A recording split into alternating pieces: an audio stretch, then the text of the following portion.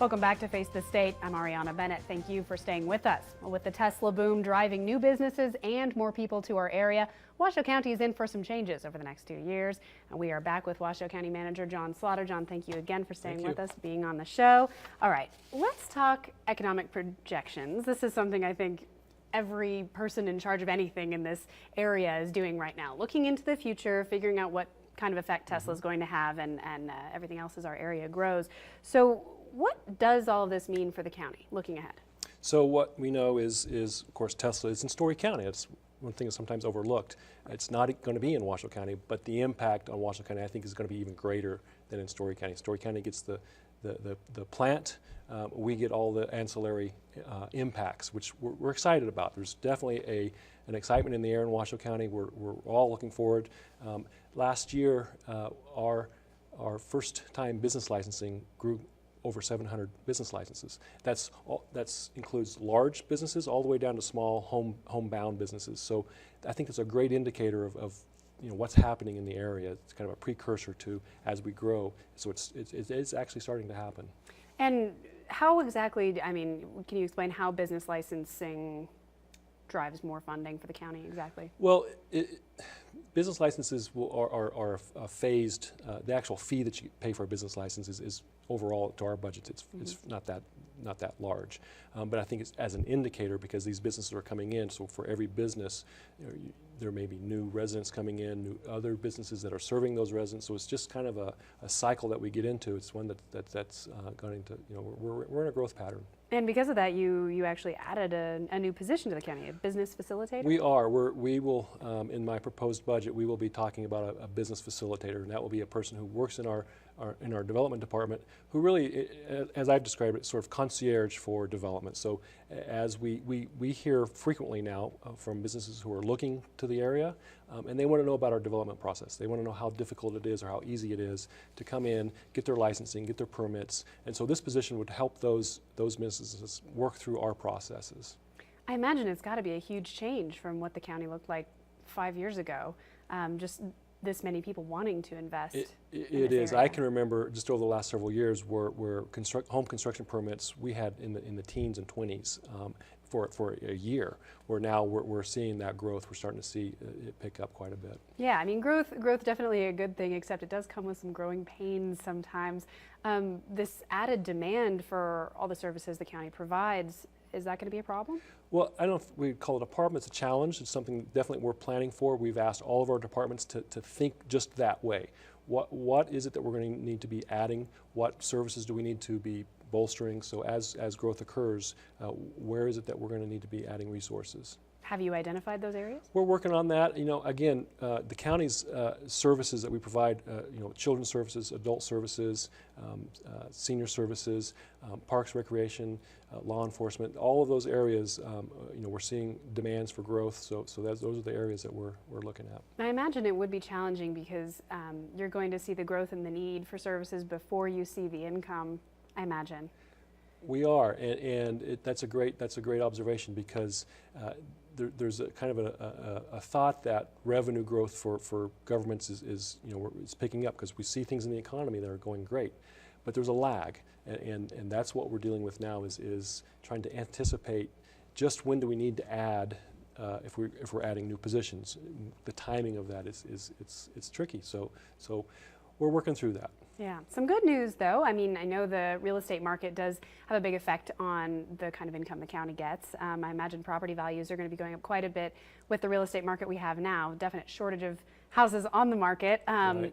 Have you seen any of that coming in yet, or is it still delayed? So it's still delayed, and it's twofold. One is there's just a natural delay. Home values, everyone sees their home values going up right now, but 2 legislatures ago they put in place a cap on how far your tax bill can grow. So we're capped at 3% for residential, 8% for commercial, but in reality what we're seeing is about 2.5% cap on all. So it's sort of not a natural.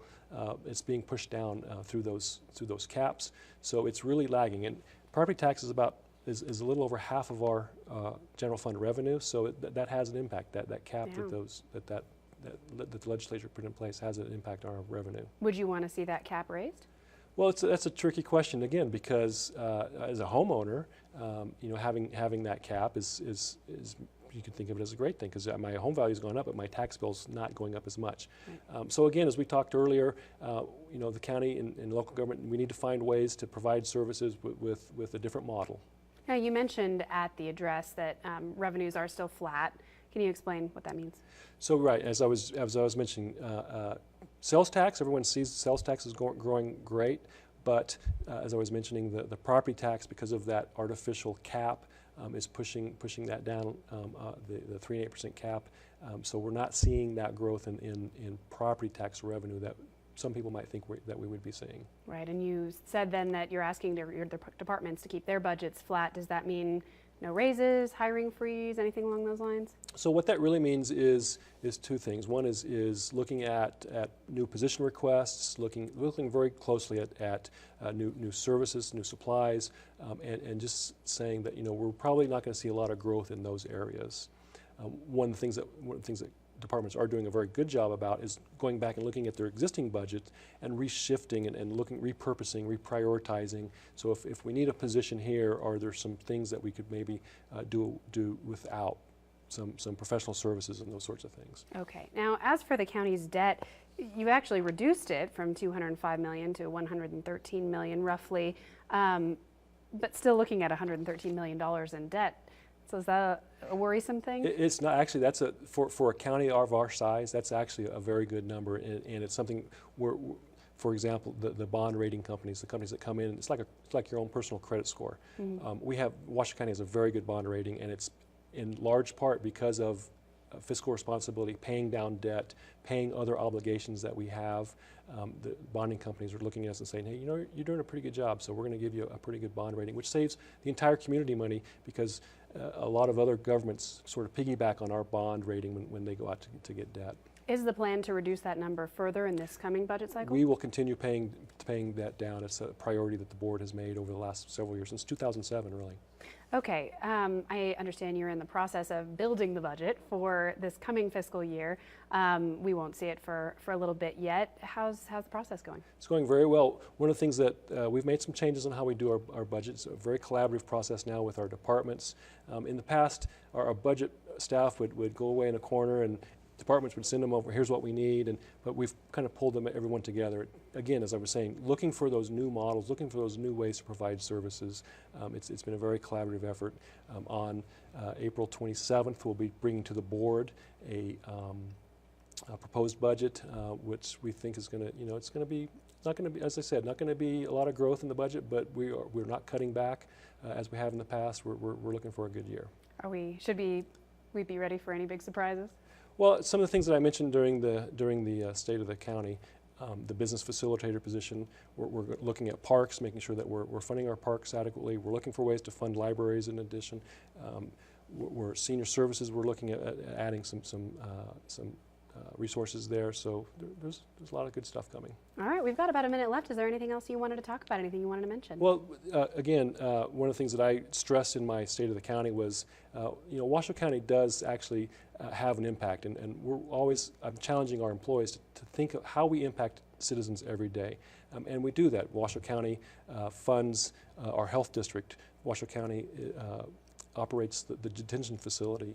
We operate the crime lab. We operate our regional parks, children's services, adult services. Every day, Washoe County has a chance, an opportunity to have a positive impact, and that's really, for our employees, that's what I want them to always think about, is how can we have a positive impact on our community. It really is a huge beast to be managing. It's a very large organization. And it is. Because of that, we do very much appreciate you taking the time to talk to us. John, thank you so much. Well, thank you for being.